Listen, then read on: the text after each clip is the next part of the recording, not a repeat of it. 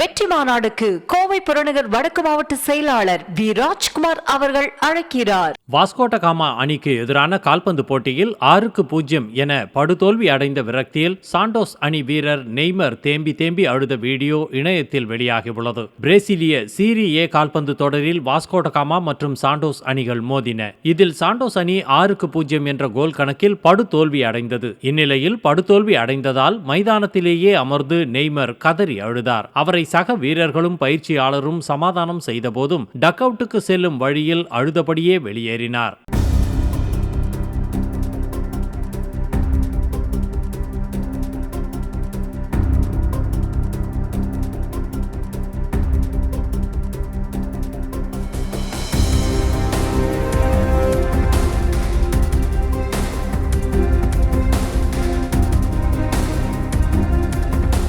வெற்றி மாநாடுக்கு கோவை புறநகர் வடக்கு மாவட்ட செயலாளர் வி ராஜ்குமார் அவர்கள் அழைக்கிறார்.